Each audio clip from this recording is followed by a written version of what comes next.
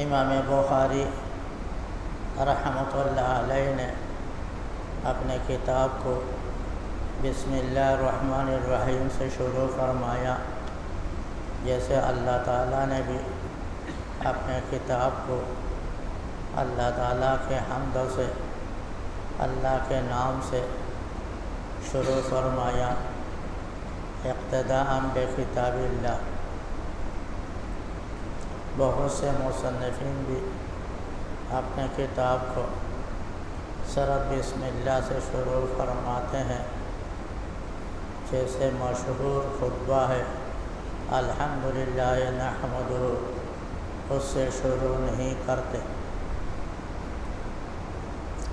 اور بعض اسی سے بھی شروع کرتے ہیں کہ بسم اللہ اور الحمدللہ دونوں کو جمع کرتے ہیں۔ اس میں تفنن ہے، اپنا پسند ہے، اپنے مذاق ہے، اپنے مذاق کے مطابق جس کو جو پسند آیا اسی کے مطابق کتاب کی ابتدا فرما دی۔ اس میں کوئی قباحت نہیں ہے، بلکہ اس میں ہر ایک کی الگ الگ فضیلت ہے، خوبیاں ہیں۔ اللہ تعالیٰ قبول فرمائے۔ اس کے بعد انہوں نے باب ذکر فرمایا، باب کیف کان بدء الوحی الی رسول اللہ صلی اللہ علیہ وسلم۔ یہ باب ہے مختصر سے کچھ مضامین سے متعلق، وہ مضمون جو اس باب میں ذکر فرمائیں گے وہ کیا، کیف کان بدء الوحی الی رسول اللہ صلی اللہ علیہ وسلم، وہ کون سی کیفیت ہے، کون سا طریقہ کار ہے وحی کی ابتدا کے بارے میں جو رسول اللہ صلی اللہ علیہ وسلم سے شروع ہو گئی۔ وحی کی ابتدا جو رسول اللہ پر ہوئی وہ کس طریقے سے ہوئی، کس قسم کی ہوئی، کس طرح ہوئی، اسی کے بارے میں ہے یہ مضمون، یہ باب کا عنوان۔ اور اسی سے متعلق اللہ جل شانہ کی ایک آیات بھی ذکر فرمایا، اِنَّا أَوْحَيْنَا إِلَيْكَ كَمَا أَوْحَيْنَا إِلَى نُوحٍ وَالنَّبِيِّينَ مِن بَعْدِهِ۔ اللہ جل شانہ فرماتے ہیں ہم نے وحی کیا آپ کی طرف اے نبی صلی اللہ علیہ وسلم، ایسا جیسے کہ ہم نے وحی کیا نوح علیہ السلام کی طرف اور اس کے بعد کے نبیوں کی طرف۔ اس میں اکابر نے فرمایا رسول اللہ صلی اللہ علیہ وسلم پر وحی کرنے کو ترغیب دی حضرت نوح علیہ السلام کی وحی سے۔ اس کی وجہ کیا ہے؟ اس کی وجہ مشہور معروف ہے، تشریع نبی سب سے پہلے دنیا میں جو شروع ہوا وہ نوح علیہ السلام ہے، اور اس سے پہلے انبیاء کرام تشریع نبی نہیں تھے، تکوینی نبی تھے۔ دنیا کے کاروبار، آنے جانے، گفت و شنید سے متعلق شرعی احکام ان پر چندہ نازل نہیں ہوئے تھے، بخلاف نوح علیہ السلام کے۔ نوح علیہ السلام سے اوامر نواہی پر مشتمل وحی کو ذکر فرمایا اللہ تعالیٰ نے۔ اسی لیے بعض اکابر نے یہ آدم ثانی کے فرماتے ہیں نوح علیہ السلام کو۔ اس سے پہلے جتنے آباد مخلوق تھے سب کو نوح علیہ السلام کے طوفان سے غرق کر دیا، اس کے بعد پھر نوح علیہ السلام کی ابتدا سے دنیا کو آباد فرمایا، اور اس میں اوامر نواہی جو شریعت کے دو پہلو ہیں، دونوں پہلو کو ان پر اللہ تعالیٰ نے نازل فرمایا۔ اسی طرح اجمالی طور پر رسول اللہ صلی اللہ علیہ وسلم پر جو وحی آیا، وہی نازل فرمایا، اس میں بھی کچھ اوامر ہے، کچھ نواہی سے متعلق ہے۔ اوامر اور نواہی دونوں کے مجموعہ کی مشابہت نوح علیہ السلام کی نبوت کے اوامر اور نواہی کے ساتھ ہے۔ اس مشابہت کی بنا پر رسول اللہ صلی اللہ علیہ وسلم کے وحی کو نوح علیہ السلام اور اس کے بعد کے انبیاء کرام کے وحی کے ساتھ تشبیہ دی، تو باب کیف کان بدء الوحی کی مناسبت آیات کریمہ سے ثابت ہو گئی۔ اس کے بعد جو حدیث ذکر فرمایا علامہ حمایدی رحمۃ اللہ علیہ کی نسبت سے امام بخاری کے استاد ہیں، اس میں انہوں نے فرمایا کہ ہمیں حدیث بیان کیا، علامہ حمایدی نے، انہوں نے کہا حدیث بیان کیا سفیان نے، ہمیں حدیث بیان کیا یحییٰ بن سعید انصاری نے، انہوں نے کہا ہمیں خبر دیا محمد بن ابراہیم تیمی نے، انہوں نے کہا کہ انہوں نے سنا حضرت علقمہ بن وقاص کو لیثی کو یوں کہتے ہوئے کیا کہ میں نے سنا عمر بن خطاب رضی اللہ تعالی عنہ کو منبر پر حضرت عمر بن خطاب رضی اللہ تعالی عنہ نے فرمایا کہ میں نے سنا رسول اللہ صلی اللہ علیہ وسلم کو یہاں پر سما کی 2-3 مقام آیا۔ اس کے متعلق بات استاد محترم آپ کو انشاءاللہ فرمائیں گے، ہمیں اس کی طرف جانے کی ضرورت نہیں۔ پھر آخر حدیث مشہور حدیث ہے جو ہر کوئی جانتا ہے، مشہور معروف ہے، انما الاعمال بالنیات، یعنی اعمال کا صحیح ہونا، اعمال کا قبول ہونا، اعمال کا اللہ کے دربار تک پہنچنا، یہ ہوتا اس کا مدار نیت پر ہے، بالنیات، نیتوں کے ساتھ ہے۔ نیت اگر درست ہے تو اعمال مقبول ہے، اگر نیت میں کوئی خبث ہے تو بھئی یہ اللہ تک وہ اعمال نہیں پہنچتا۔ الیہ یصعد الکلم الطیب والعمل الصالح یرفعہ، اللہ کی طرف مقبول اعمال پہنچ جاتے ہیں، اللہ کی طرف جو نامقبول ہوتے ہیں، مردود ہوتے ہیں، اللہ کے مرضی کے مطابق نہیں ہوتے، وہ اللہ تک پہنچنے ہی نہیں دیتے۔ اللہ تعالیٰ پاک ہے، اعمال بھی پاک ہیں، پاک اعمال، صحیح اعمال جو اللہ تک پہنچ جاتا ہے، اور صحیح اعمال کا ہونا نہ ہونا کہ دار مدار فرمایا بالنیات، اس کا دار مدار نیتوں پر ہے، جو انسان کے دل سے اٹھتی ہے، دل سے ظاہر ہوتی ہے، دل سے اس کو کہا جاتا ہے کہ نیت کتنا صحیح ہے کتنا صحیح نہیں۔ تو بہرحال اعمال کا قبول ہونا نہ ہونے کا دار و مدار نیتوں پر ہے، اور نیت پر دار و مدار کیسے ہیں آگے وہ انما سے اس کی تشریح فرما دی۔ اگر نیت صحیح ہے صحیح نتیجہ نکالے گا، اگر نیت صحیح نہیں تو غیر صحیح نتیجہ نکالے گا۔ اللہ تعالیٰ صحیح غیر صحیح، قبول غیر قبول، نہ ہونے کا دار مدار نیتوں پر رکھا ہے۔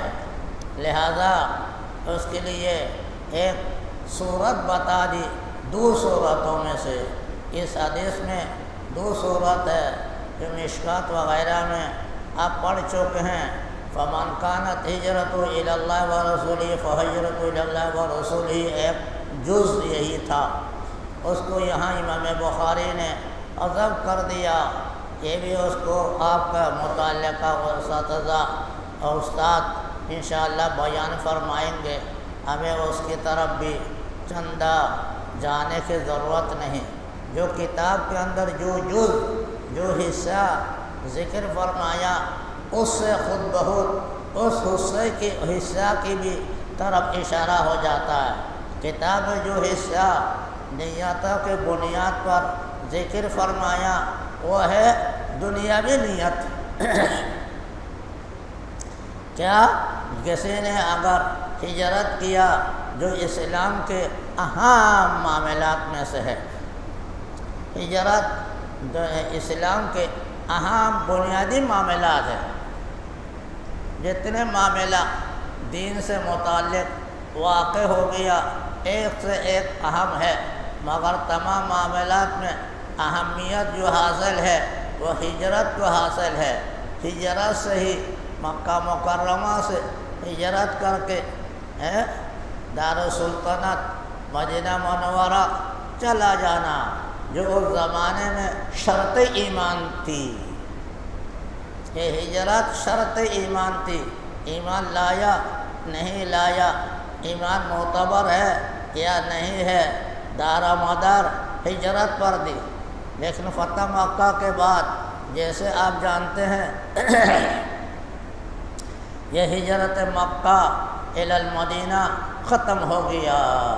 فتح مکہ کے بعد لا ہجرت بعد الفتح یہ اعلان کر دیا۔ تو جس زمانے میں شرط تھی اس زمانے میں جو اہم سے اہم عمل ہجرت تھی اس کے بارے میں بھی فرمایا، اس کے بارے میں بھی اگر نیت صحیح ہے تو صحیح نتیجہ نکالے گی یہ ہجرت، اگر نیت صحیح نہیں ہے تو غیر صحیح نتیجہ نکالے گی۔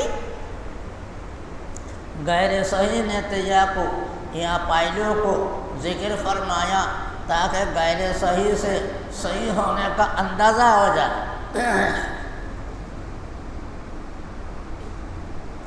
چنانچہ فرمایا جس کی ہجرت دنیا کے لیے ہو گئی، یصیبھا تاکہ دنیا ملے یا دنیا کے یا کوئی اور چیز مل جائے، یا یہ کہ عورت کے لیے ہجرت کی ہو۔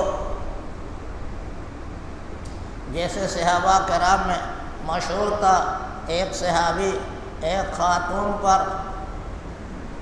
رغبت کرنے والے تھے، اس خاتون نے جب ہجرت کی تو اس صحابی نے بھی ہجرت کی ہے۔ اس مناسبت سے رسول اللہ صلی اللہ علیہ وسلم نے الی دنیا یصیبھا کہنے کے بعد او امراتن کا لفظ بڑھایا، اگرچہ دنیا کے اندر امرات بھی داخل تھی۔ یا دنیا کے لیے ہجرت کرنا تو دنیا کے ہجرت کے بہت سے پہلو ہو سکتے ہیں، ان میں سے ایک عورت ہے، اس کو ذکر کرنے کی ضرورت نہیں تھی، مگر چونکہ اس سلسلے میں ایک واقعہ عورت کا پیش آیا تھا تو اس واقعہ کی بنیاد پر مستقل طور پر اس کو ذکر کیا۔ یا یوں کہو دنیا یہ عام ہے، امراتن خاص ہے کہ عام ذکر کرنے کے بعد خاص کو ذکر فرمایا۔ یا یوں کہو کہ دنیا سے مقصد یہاں پر کہنے کا عورت ہے، انسان اپنا عورت کے لیے ہجرت کرے جو دنیاوی مقاصد میں سے ایک مقصد ہے، یہ اخروی مقصد نہیں، اگرچہ اس کی نیت سے وہ اخروی کام ہو سکتا ہے، مگر عام طور پر عورت کے لیے یا دنیاوی تجارت کے لیے یا مال و دولت کے لیے یا کوئی اور دنیاوی مقصد کے لیے ہونا بھی ہجرت ہو سکتی ہے۔ چونکہ یہ خصوصی طور پر ایک عورت کا معاملہ پیش آیا، اس لیے اس کو یہاں خصوصی طور پر ذکر فرمایا۔ جو عورت کے لیے ہجرت کرے گا تاکہ اس عورت سے نکاح کرنے کی نوبت آ جائے، تو فرمایا فہجرت الی ما ہاجر الیہ، تو اس کی ہجرت اسی کے لیے ہے جس کے لیے اس نے کیا ہے، وہ آخرت نہیں ملے گی۔ آخرت جو ہجرت اہم ہے، آخرت اہم ہونے کے ساتھ ساتھ اس کا نتیجہ بھی اہم ہے کہ اللہ رسول کی رضا، اللہ رسول کا ثواب اجر مل جائے، تو وہ بات اس کو نہیں ملے گی جس کے لیے اس نے ہجرت کی دنیا کے تجارت کے لیے، تو تجارتی منصب اس کو حاصل ہوگا، یا عورت کے لیے ہجرت کی تو عورت کا منصب اس کو حاصل ہوگا۔ بس یہ ہے، اسی حد تک ہے۔ آگے اللہ کی رضا حاصل ہونا، اللہ کے نزدیک مقبول ہونا، اللہ کے نزدیک یہ ہجرت وہاں تک اللہ تک پہنچ جانا، یہ بات اس کے اندر نہیں ہے۔ تو خلاصہ یہ ہو گیا، جس نیت سے ہجرت کرے گا اسی کا نتیجہ اس کو ملے گا۔ دنیا ہے تو دنیا، آخرت ہے تو آخرت۔ تو معلوم ہوا انما الاعمال بالنیات، اعمال کا دار و مدار صحیح ہونا، مقبول ہونا نہ ہونا نیت کی بنیاد پر ہے۔ نیت اگر صحیح ہے تو عمل بھی صحیح ہو کر قبول ہوگا، ثواب ملے گا، اجر ملے گا۔ نیت اگر صحیح نہیں تو اعمال بھی اللہ کے مرضی کے مطابق نہ ہونے کی وجہ سے وہی ملے گا جو دنیاوی مقاصد میں سے کسی مقصد کے لیے اس نے ہجرت کی، تجارت ہو یا عورت ہو، جو بھی ہو۔ یہ حدیث علامہ حمایدی کی مناسب نسبت سے امام بخاری نے یہاں لایا۔ شارحین نے فرمایا، دیکھو اس حدیث میں جو عنوان باب کا قائم کیا، باب کیف کان بدء الوحی الی رسول اللہ صلی اللہ علیہ وسلم، کا تو کوئی تذکرہ ہی نہیں۔ یہ جو آیات کریمہ میں ان اوحینا الیک کما اوحینا الی نوح والنبیین من بعدہ کا ذکر آیا، اس کا تو کوئی ذکر نہیں۔ زیادہ باب کے ساتھ مناسبت رکھنے والی آیات کریمہ ہے۔ آیات کریمہ کے بعد حدیث بھی ذکر فرماتے ہیں، چونکہ یہ مشہور بات امام بخاری کا ترجمۃ الباب اس کا اہم ہوتا ہے اور وہ دعویٰ ہوتا ہے، اور اس کو ثابت کرنے کے لیے دلیل حدیث ہوتی ہے، جو بعد میں حدثنا کہہ کر یا انبانا کہہ کر یا اخبرنا کہہ کر ذکر فرماتے ہیں۔ تو یہاں پر دعویٰ جو بدء الوحی کا کیا، اس کو تو حدثنا سے ثابت نہیں کر سکا، دعویٰ اور مدعا میں مطابقت نہیں۔ اس کی وجہ کیا؟ اتنے اہمیت کے ساتھ کیف کان بدء الوحی کا ذکر فرمایا، پھر آیات سے اس کی تائید فرمائی، ٹھیک ہے، لیکن حدیث جو دلیل کے طور پر ذکر کی جاتی ہے، اس حدیث میں اس بدء الوحی کا تو کوئی ذکر ہی نہیں، کیا مناسبت ہے؟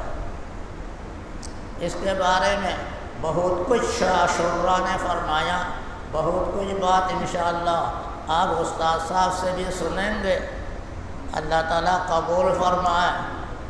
علماء نے مناسبت دور سے مناسبت بھی ذکر فرمایا، لیکن عام بات جو شراح نے فرمایا، علماء نے ذکر کیا، اکابر نے فرمایا، وہ یہ بات ہے کہ دیکھو ایک غیر متعلق ایک حدیث لانے کا مقصد یہ ہے کہ دین کے جتنے اعمال ہیں، ایمان سے لے کر نماز سے لے کر ایمان، نماز، طہارت، اسی طرح زکوٰۃ، صوم و صلاۃ، احکام شرعیہ، اور پھر احکام عدلیہ اور احکام سیاسیہ، تمام معاملات جتنے بھی آئے اس کے بعد کتاب الایمان سے لے کر کتاب التوحید بالکل آخری جلد کے آخر تک، یہ تمام معاملات کا دار و مدار انما الاعمال بالنیت پر ہے۔ اس لیے انما الاعمال بالنیت کو یہاں بظاہر غیر مناسبت کے ساتھ ذکر فرمایا، تاکہ پڑھنے والے، پڑھانے والے، دیکھنے والے، سننے والے اپنے اعمال کی، اپنے نیت کی تصحیح کر لے۔ تصحیح نیت ضروری ہے۔ ان احکام وحی سے متعلق ہو، احکام ایمان سے متعلق ہو، احکام طہارت سے متعلق ہو، احکام زکوٰۃ سے متعلق ہو، حج سے متعلق ہو، دیگر جتنے احکام ہیں سب کا دار و مدار نیت پر ہے۔ شروع سے ذکر کر کے اس بات کی طرف اشارہ دیا کہ اے طالب علمو، اے اساتذہ کرام، یہ درسی نظام جب شروع ہو رہا ہے پہلے اپنا نیت کی تصحیح کر لو۔ اس لیے اکابر نے اس میں فرمایا سب سے پہلا کام جو اس وقت کتاب شروع کر کے ضروری ہے ہمارے لیے، عام نیت کی تصحیح کر لے۔ حضرت استاد الاساتذہ مولانا صاحبان محمود صاحب رحمۃ اللہ علیہ رحمۃ واسعہ وہ فرماتے تھے اسی مقام پر تصحیح نیت کرنا تو آسان ہے، اس اساتذہ کے لیے بھی طلباء کے لیے بھی۔ وہ کیا بیٹھے بیٹھے اللہ کی طرف توجہ ڈالے اور کہہ دے اے اللہ یہ اعمال بالخصوص تعلیم تدریس جو ہم کر رہے ہیں یہ صرف آپ کے رضا کے لیے، صرف اور صرف آپ کے رضا کے لیے، جیسے حدیث میں آیا دنیا کے لیے نہیں، کوئی مال و دولت کے لیے نہیں، کوئی شہرت کے لیے نہیں، صرف آپ کے رضا کے لیے۔ آپ کے رضا مل جائے ہمارے لیے یہی کافی ہے۔ آپ کے رضا کے ماتحت دنیا بھی مل جائے، وہ بھی مرضیات میں داخل ہو کر عبادات میں داخل ہو جائے گا۔ اللہ کے رضا، اللہ کے رضا یہ سب سے مقدم ہے۔ اللہ کے رضا مل جائے گا تو باقی سب خود بخود حاصل ہو جائے گا اللہ تعالیٰ کی طرف سے۔ جیسے اس سلسلے میں عام مشہور واقعہ ذکر فرماتے ہیں، کیا کہتے ایک بادشاہ ایک غلام کو بہت زیادہ پسند کرتا تھا آزاد وزراء کے مقابلے میں۔ تو وزراء نے شکایت کی، دیکھو ہم حر ہیں، ہم آزاد ہیں، وزیر مشیر ہیں، ہمیں ترجیح نہیں دیتا بادشاہ، ایک غلام کو کیسے ترجیح دے رہا ہے؟ تو اس کے عملی طور پر الزامی جواب دینے کے لیے تاکہ ان کو مطمئن ہو کر بات سمجھ میں آ جائے۔ جواب دو قسم کا ہوتا ہے، ایک تحقیقی جواب، ایک الزامی جواب۔ ان کو تحقیقی جواب نہیں دیا، الزامی جواب دیا۔ الزامی جواب سے بات اطمینان سے سمجھ میں آ جاتی ہے، پھر سوال اور شک شبہ نہیں رہتا۔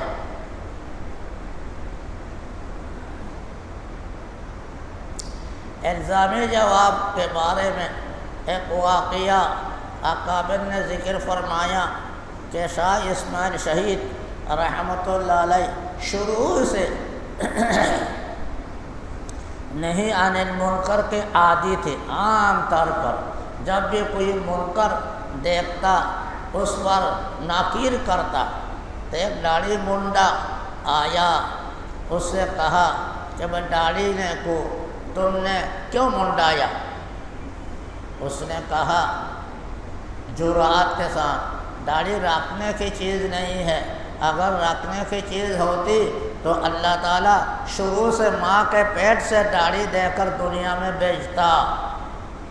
دیکھا، داڑھی تو بعد میں نکلتی ہے، یہ رکھنے کی چیز ہوتی شروع میں اللہ تعالیٰ اس کو دے کر بچے کو ماں کے پیٹ سے نکالتا، ایسا نہیں ہے۔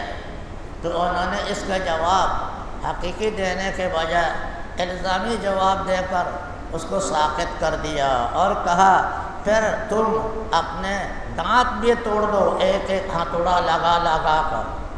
کیوں؟ جب بھی بچہ دنیا میں آتا دانت لے کر آتا نہیں، لہذا اس میں رکھنے کی ضرورت نہیں۔ دیکھا، وہ بھی چھپ گیا۔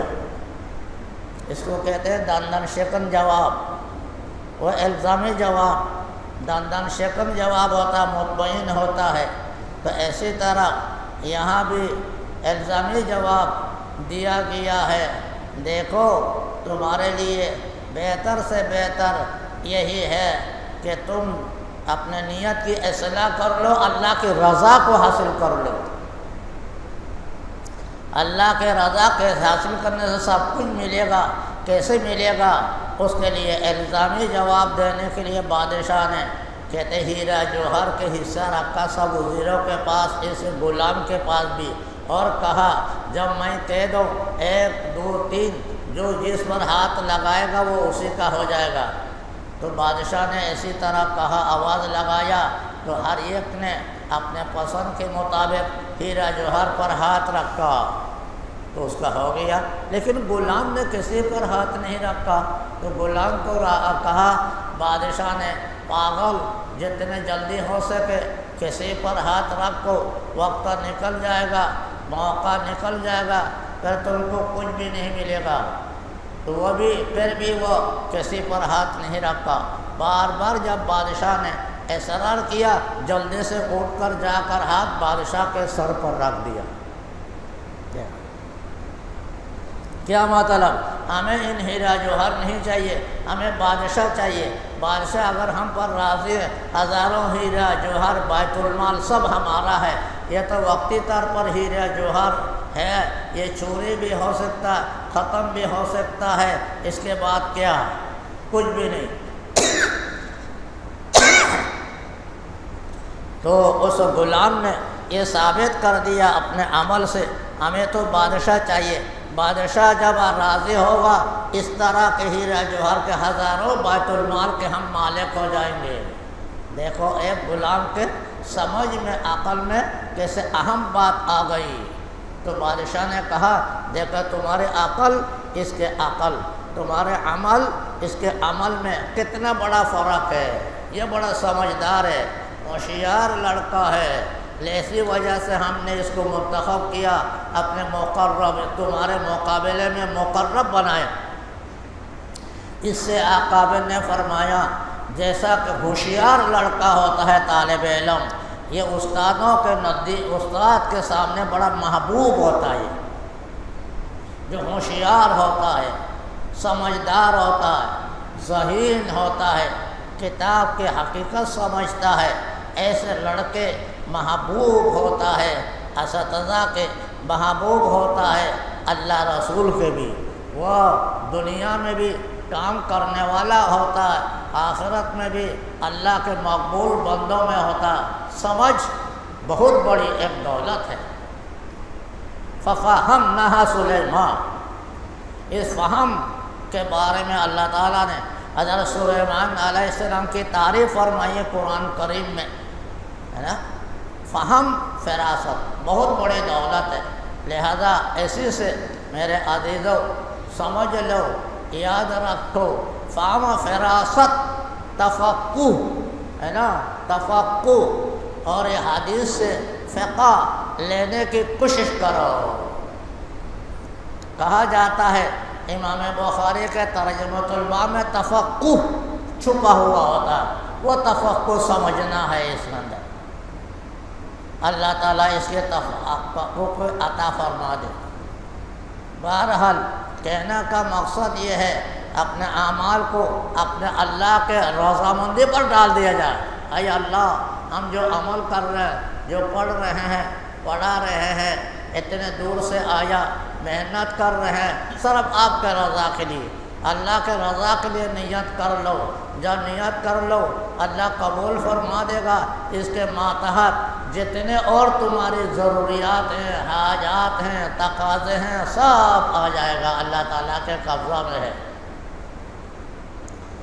اس لیے اس کی طرف اشارہ دینے کے لیے یہاں فرمایا کہ نیت کی تصحیح کر لو، اللہ کی طرف توجہ دے کر، اللہ کی طرف بیٹھے بیٹھے خیال دوڑاؤ، اور خیال دوڑا کر اللہ تک لے جاؤ۔ اے اللہ، میں کسی شہرت کے لیے، ریا کے لیے، نام کے لیے، فلاں کے لیے نہیں پڑھ رہا ہوں، نہیں پڑھا رہا ہوں، بلکہ آپ کے رضا کے لیے آج ہم سے خوش ہو جا، راضی ہو جا، راضی ہو جا۔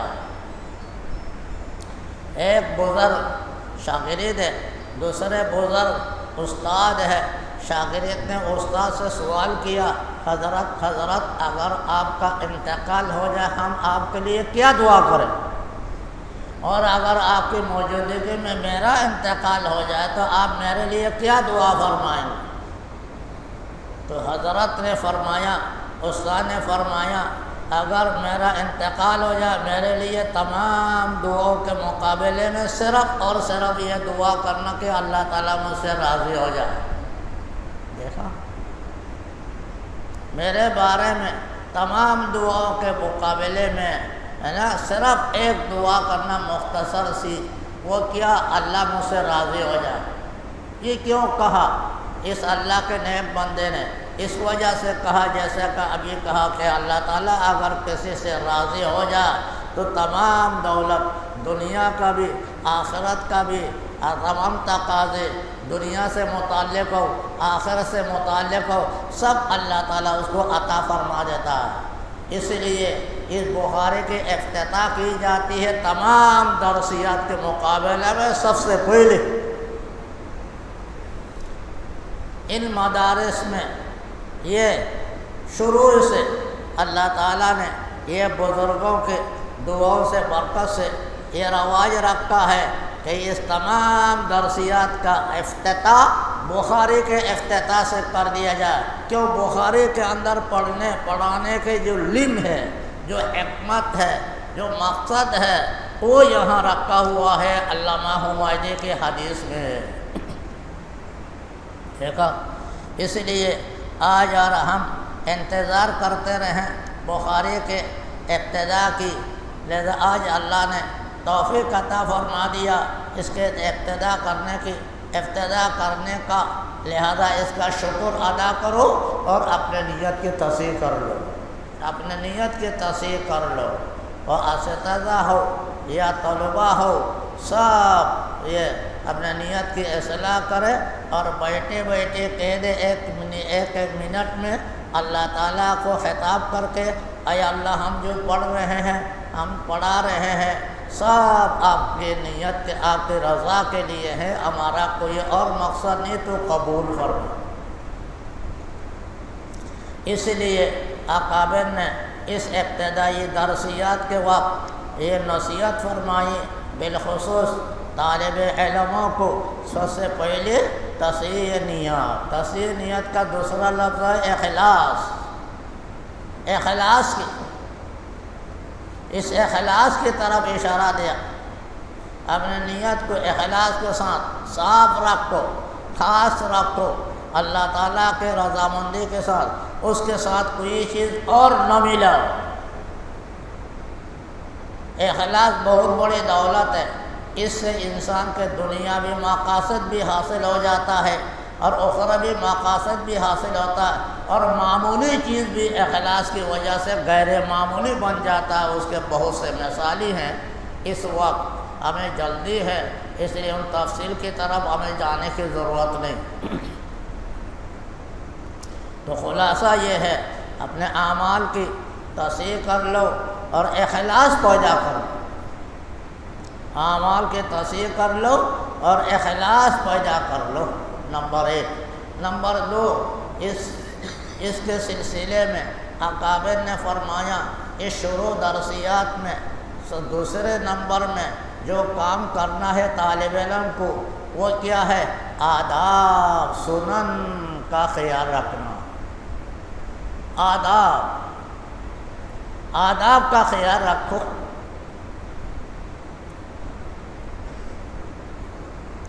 اور سنتوں کا خیال رکھو، اپنے آداب اور اخلاق کو سنوار لو سنت کے مطابق، گناہوں سے بچتے ہوئے۔ دوسرے نمبر میں یہ وصیت فرمائے، تصحیح نیت کے بعد آداب کا خیال رکھو، سنتوں کا خیال رکھو، گناہوں سے بچنے کا خیال رکھو۔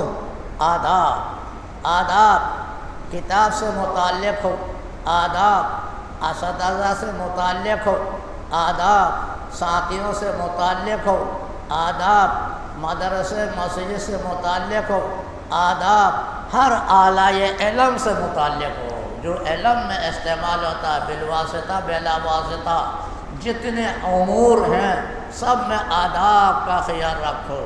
آداب کیا ہے؟ تفصیل میں ہم نہیں جاتے، اجمالی طور پر آپ کو بتاتے ہیں۔ اللہ تعالیٰ ایسے سے نصیحت حاصل کرنے کی توفیق عطا فرما دے۔ آداب کا خیال کر، ادب سے ہی انسان ہے، ادب سے جو نہ سیکھے وہ حیوان ہے۔ اردو والوں نے کہا ادب سے ہی انسان ہے، ادب سے انسان بنتا ہے، ادب نہیں تو یہ جانور ہے۔ جانور سے ہر طرح انسان کو تکلیف ہوتی ہے۔ جانور ٹانگ مارے گا، دم ہلائے گا، سینگ مارے گا، منہ سے کاٹے گا، جانور کا کام ہے۔ اور کچھ بھی نہیں کیا اس جانور سے بدبو نکلے گی۔ ایک جانور کو یہاں باندھ کر دیکھ تو پورے مسجد کو بدبودار بنا دے گا۔ یہ دیکھا، یہ ایذا ہے یا نہیں؟ تو بے ادب انسان سے ایذا پہنچتی ہے، تکلیف پہنچتی ہے، اللہ کو تکلیف پہنچتی ہے، اللہ کے رسول کو تکلیف پہنچتی ہے، اساتذہ کو تکلیف پہنچتی ہے، ساتھیوں کو تکلیف پہنچتی ہے، دوسرے کو اذیت پہنچتی ہے۔ مباش در پای آزار و ہر چه خواهی کن که در شریعت ما غیر از گناهی نیست۔ مباش در پای آزار، دوسرے کو تکلیف دینے کے پیچھے نہ پڑو، ہے نا؟ اس لیے ہمارے شریعت میں اس سے بڑھ کر کوئی گناہ نہیں ہے۔ از خدا میخواہیم توفیق ادب، بے ادب محروم گش از فضل رب۔ لیس الجمال باسواب تزینها ان الجمال جمال العلم والادب۔ بہرحال ادب کا خیال رکھو، سنتوں کا خیال رکھو، اس کے ضمن میں ان کے ساتھ مؤدب ہو کر مسنون اعمال سے اپنے کو مزین کر کے گناہوں سے بچو، معصیت سے بچو۔ معصیت اور گناہ علم جمع نہیں ہو سکتا۔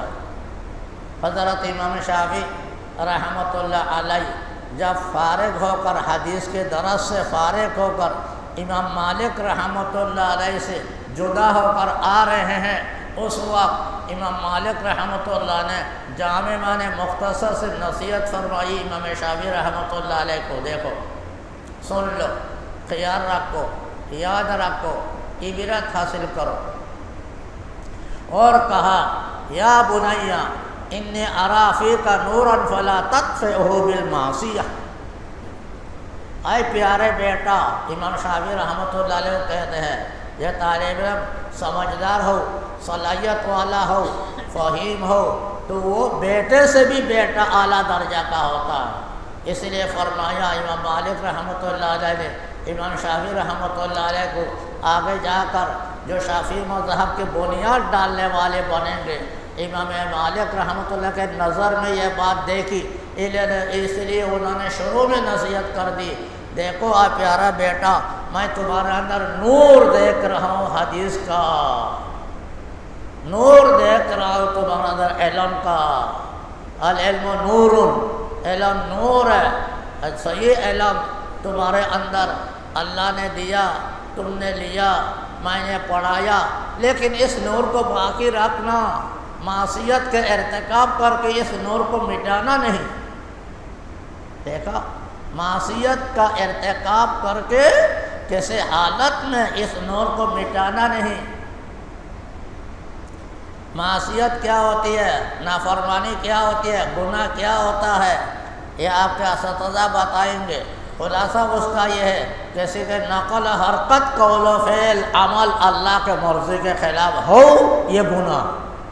گناہ صرف بدکاری نہیں، گناہ صرف قتل کرنا نہیں، گناہ صرف چوری کرنا نہیں، گناہ صرف کسی کو تپڑ مار دینا نہیں۔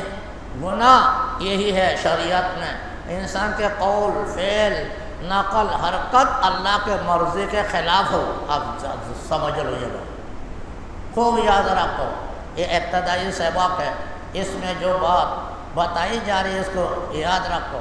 یاد کیا تمہارے پاس تو ایک کاپی ہونی چاہیے تھی کہ ہم باتوں کو تم نقل کر کے لو، سن کر لیا دوسرے کان سے نکل جائے گا۔ طالب علم کے پاس ایک بیاض ہوتا ہے، طالب علم کے پاس ایک بیاض ہوتا ہے، سادہ کاپی ہوتا ہے جس میں اہم باتوں کو نوٹ کرتا ہے۔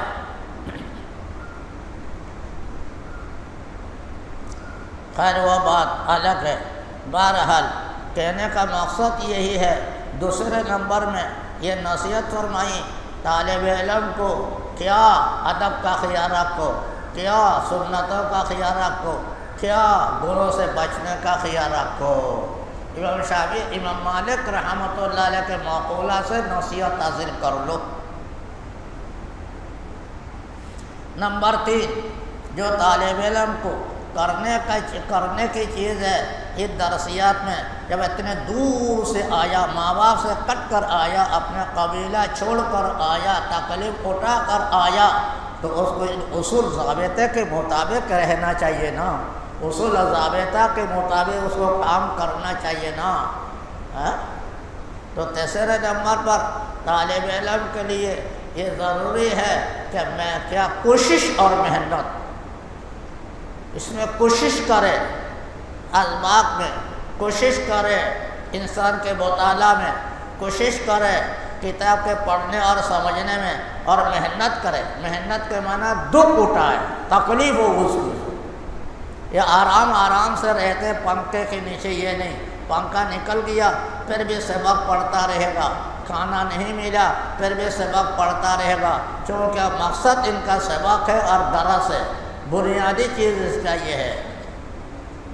تو اس کے لیے محنت کرنا پڑے گا۔ جو محنت کرے گا اللہ تعالیٰ اس کو کچھ نہ کچھ علم عطا کرے گا۔ بلا محنت کے علم اللہ تعالیٰ عطا نہیں کرتا۔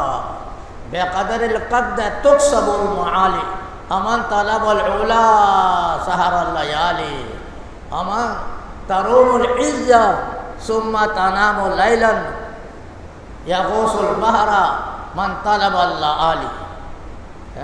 تو اس کے لیے مشقت اٹھانا پڑے گا، تکلیف اٹھانا پڑے گا، آرام اور راحت کے پیچھے پڑنا نہیں چاہیے۔ طالب علم کے لیے کیا آرام ہے، کیا راحت ہے، اس کا مقصد تو کیا ہے، درس ہے، علم لینا ہے، خوب خیال کرو۔ اس لیے ہم ابتدائی سبق میں اکابر کی نصیحتوں کو آپ کے سامنے رکھتے ہیں، آپ بھی جانتے ہیں، اساتذہ بھی جانتے ہیں، لیکن صرف جاننا کافی نہیں، صرف جب تک کہ عمل نہ ہو اس پر ایک عمل کرنے کی کوشش کرو۔ موت ہے، مرنا کون نہیں جانتا، سب مرے گا، مگر موت کے لیے کون کوشش کر رہا ہے؟ اس لیے صرف جاننا کافی نہیں، اس کے لیے محنت کرنا پڑے گا، اس کے لیے کوشش کرنا پڑے گا، اس کو اپنے عملی جامہ پہنانا پڑے گا۔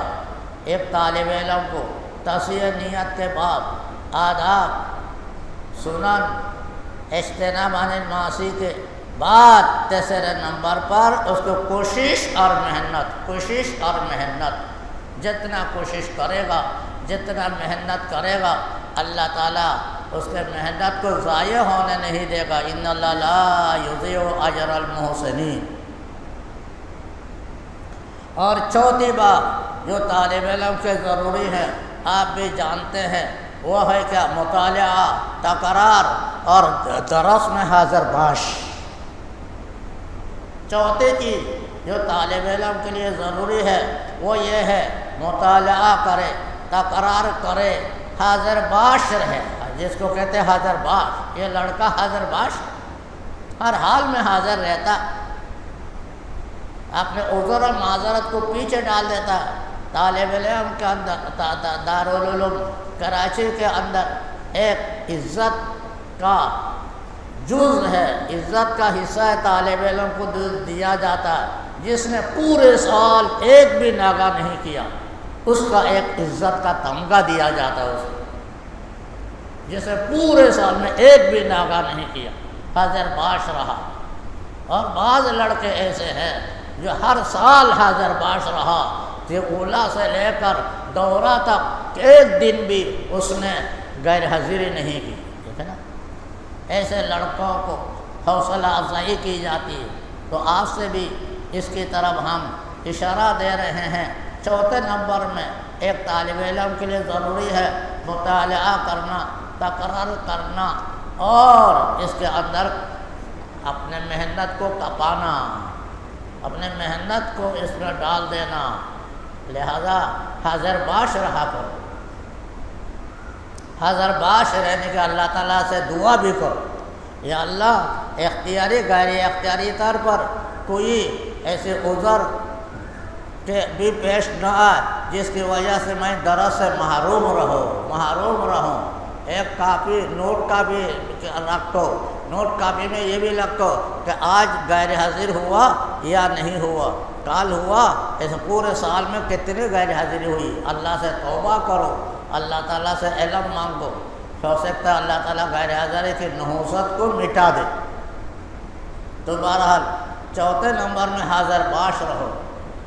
چوتھے نمبر کے حاضر باش کے سلسلے میں ایک بات جو علم سے متعلق ہے، حدیث سے متعلق ہے، ائمہ سیاستہ سے متعلق ہے، عرض کر دیتا ہوں، وہ بھی تمام اساتذہ جانتے ہیں۔ تمام محدثین میں، تمام حدیثوں میں پڑھانے میں جتنے ہیں محدثین، سب میں امام مسلم، امام بخاری آگے ہیں۔ سیاستہ میں امام بخاری، امام مسلم کا درجہ بڑا ہے۔ یہ حدیثوں کے درجہ بتائیں گے آپ کو متعلقہ یا اساتذہ، ہے نا، اس کے درجہ بتائیں گے، نمبر 1، نمبر 2، نمبر 3، نمبر 4، اس طرح درجہ بتائیں گے۔ اعلیٰ درجے کا جو نمبر ہے وہ امام بخاری، امام مسلم کا ہے۔ اس کی وجہ کیا؟ وجہ لمبی ہے، مختصر یہی ہے، یہ دونوں محدث حاضر باش تھے، التزام ما لا یلزم، یہ لزوم اپنے اساتذہ کے ساتھ لازم ملزوم ہو کر رہا کرتے تھے، کسی وقت ناکام نہیں ہوتے تھے۔ استاد مسجد میں تو یہ بھی مسجد میں، استاد اگر سفر میں تو یہ بھی سفر میں ہیں، استاد کے ساتھ لگے لپٹے رہا کرتے تھے۔ اس صفت کے اندر اللہ نے ان دونوں محدثین کو جو درجہ دیا اور کسی محدث کا نہیں ہے۔ تو بہرحال حاضر رہنے کی کوشش کرو، یعنی جس دن چاہا تم نے سبق میں آیا، جس دن چاہا سبق میں نہیں آیا، اس سے اللہ تعالیٰ کے نظر میں تم گر جاؤ گے۔ خوب سمجھ لو، یہ پہلے دن کا سبق ہے، اس کو یاد رکھو، ہے نا۔ اگر ناغہ کرو گے، ناغہ کرنے والا لڑکا اللہ کی نظر سے گر جاتا ہے۔ اللہ کی نظر سے جب گر جاؤ گے تو کس کی نظر میں آ جاؤ گے؟ سب کے نظر سے گر جاؤ گے۔ جو اللہ کے نظر سے گر جاتا ہے، سب کے نظر سے گر جاتا ہے، ماں باپ کے نظر سے، دوست احباب کے نظر سے، بھائی برادر کے نظر سے، لوگوں کے نظر سے، اساتذہ کے نظر سے، سب فرشتوں کے نظر سے، وہ سب سے گر جاتا ہے، سب سے گر جاتا ہے۔ اس لیے اللہ کے نظر سے گرنے کی کوشش نہ کرو، وہ یہ ہے ناغہ سے بچنے کی کوشش کرو، اور اللہ سے دعا بھی کرو، اے اللہ کوئی ایسے حالت پیش نہ آئے جس کی وجہ سے مجھے ناغہ ہو جائے، اللہ سے دعا کرو۔ کتنا ہو گیا بتاؤ نا، کتنا ہو گیا؟ 4۔ نمبر 1 تصحیح نیت، اخلاص۔ نمبر 2 آداب، سنن، اجتناب عن المعاصی، یہ تینوں مل کر نمبر 2 ہے۔ نمبر 3 میں کیا بتایا؟ نمبر 3 میں زور سے بولو، بولو نے، یہ بھی سبق ہے۔ کیا بتایا نمبر 3 میں؟ محنت اور کوشش، کوشش اور محنت۔ دیکھو چوتھے نمبر میں بتایا مطالعہ، تکرار، حاضر باش، یہ تینوں مل کر چوتھے نمبر میں کتنے ہو گیا؟ 4۔ پانچویں نمبر میں ایک ہے جو سب کا خلاصہ ہے، وہ ہے تعلق مع اللہ، وہ ہے تعلق مع اللہ، وہ ہے تعلق مع اللہ۔ میرے عزیزوں، میرے دوستوں، ہے نا، اللہ تعالیٰ سے تعلق قائم کرو۔ اللہ سے تعلق ہوگا جب تم اصلاحی تعلق قائم کرو گے۔ جب کہ اعمال کو اصلاح کرو گے، اعمال کی تزکیہ کرو گے، تزکیہ نفس کرو گے، اللہ تم کو محبوب بنا لے گا، اللہ تعالیٰ اپنے لوگوں میں تم کو داخل کرے گا، مقرب بندوں میں داخل ہو جاؤ۔ فرعون نے جادوگروں کو کہا تھا انہ لمن المقربین، تم تو میرے مقرب بن جاؤ گے۔ اسی طرح جو خاص افراد ہوتے ہیں وہ اللہ کے مقرب ہوتے ہیں۔ اللہ کے مقرب بننے کے لیے اللہ سے تعلق قائم کرنا ضروری ہے نا؟ اللہ سے تعلق کرنا کیسے؟ اہل اللہ کے ساتھ تعلق قائم کرو، اصلاح نفس کی کوشش کرو، استاد ہو، طالب علم ہو۔ آج درسیات کا پہلا سبق ہے، ابتدائی سال کا پہلا موقع ہے، اس میں خوب جان لو، اللہ تعالیٰ کے ساتھ تعلق قائم کرو۔ تم کہو کہ ہم نماز نہیں پڑھتے، اللہ سے تعلق نہیں، ہم اللہ کو اللہ نہیں جانتے، یہ تعلق مع اللہ نہیں، یہ تعلق والا خاص تعلق کو تعلق مع اللہ کہا جاتا ہے۔ خاص تعلق اپنے نفس کی اصلاح کے لیے، اپنے نفس کی اصلاح کے لیے، اعضاء جوارح کی اصلاح کے لیے، آنکھوں کی اصلاح کے لیے، کانوں کی اصلاح کے لیے، زبان کی اصلاح کے لیے، ہاتھ پیر کی اصلاح کے لیے، دل کی اصلاح کے لیے، قلب کی اصلاح کے لیے کوشش کرو۔ اس لیے اس وقت ہوگا تمہاری یہ کوشش جب کیسے اللہ والے کے صحبت میں بیٹھے اور ہوگے ایک خاص مدت تک کے لیے۔ اس کا التزام رکھو، اس کا کوشش کرو۔ کتنے امور ہو گئے، کتنے امور ہو گیا؟ دل سے بولو نا، 5 یاد رکھو، اس کو نوٹ کر لو، اس کو اس ترتیب سے۔ اللہ تعالیٰ توفیق عطا فرما دے۔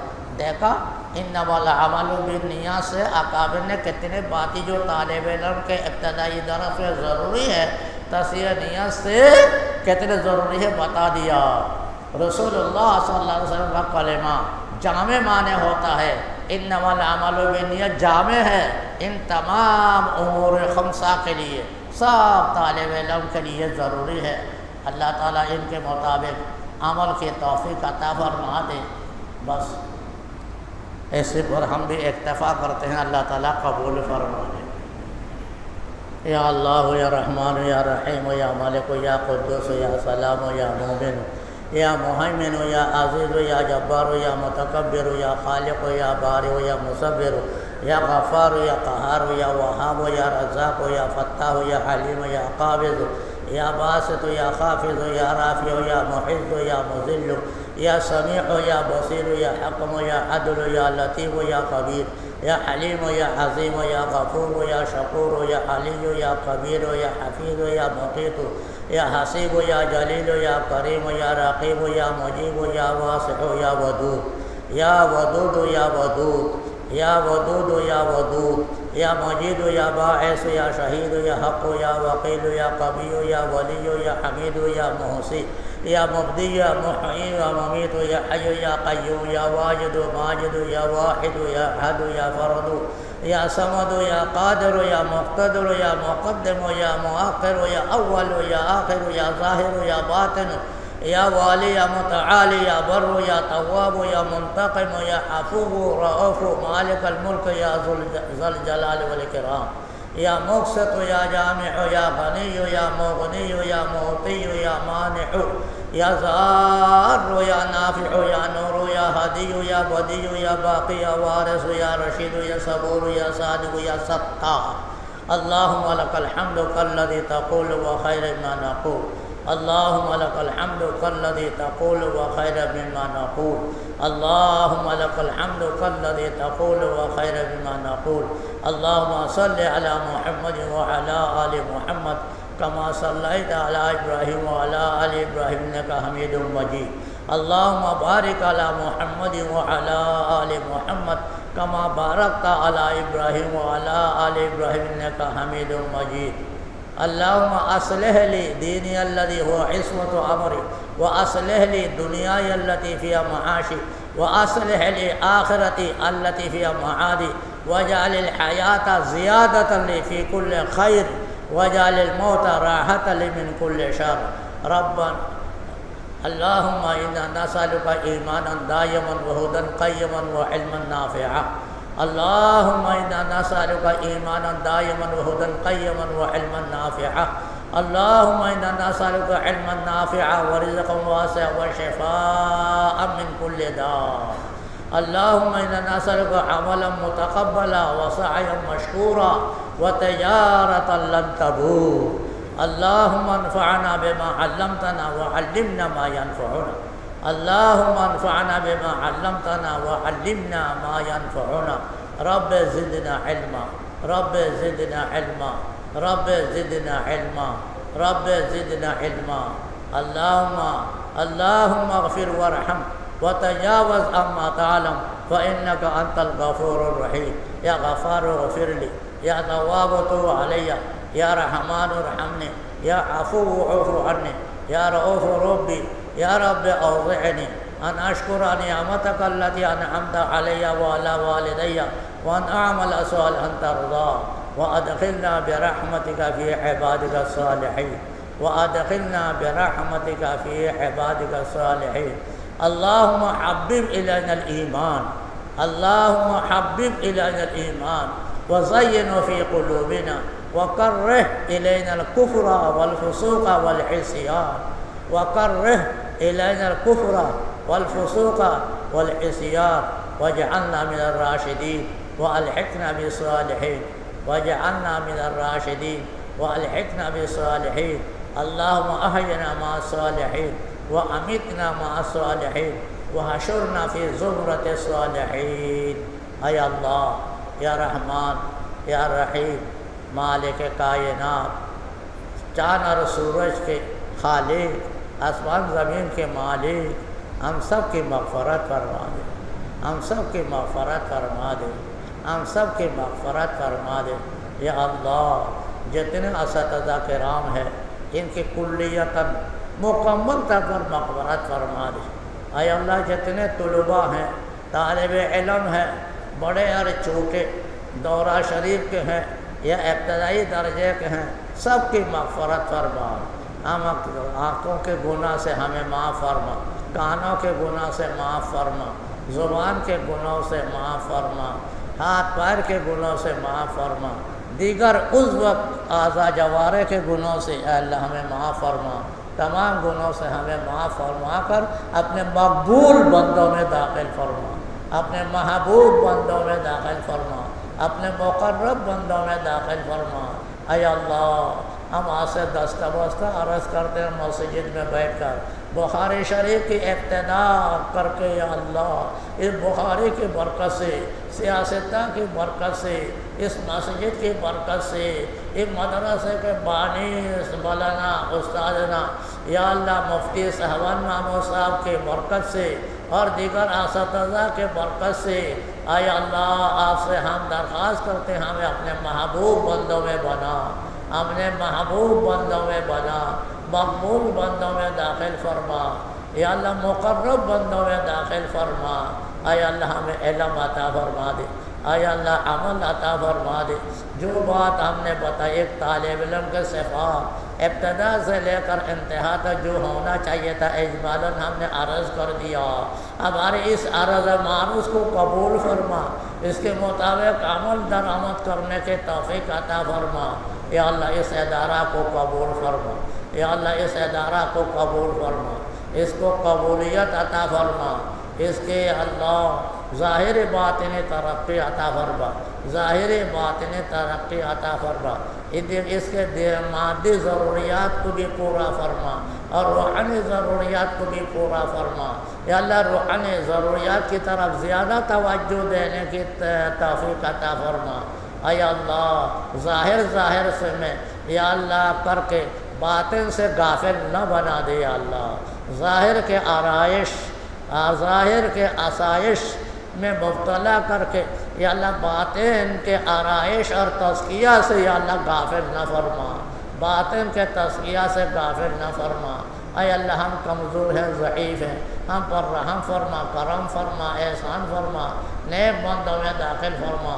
جتنے اکابر گزرے ہوئے ہیں، ہمارے اساتذہ گزرے ہوئے ہیں، انہی کے نقش قدم پر ہمیں چلنے اور درس و تدریس دینے، علم کو طلب کرنے، حاصل کرنے کی کوشش کرنے کی توفیق عطا فرما۔ اے اللہ ہماری دعا قبول فرما۔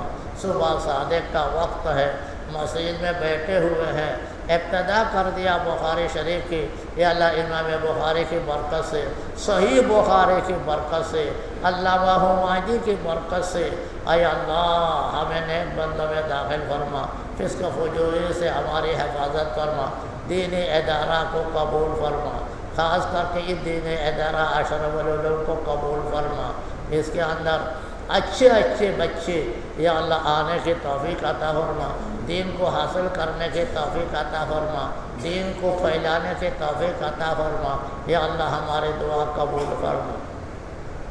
ربنا تقبل منا انك انت السميع العليم وتب علينا انك انت التواب الرحيم برحمتك يا ارحم الراحمين۔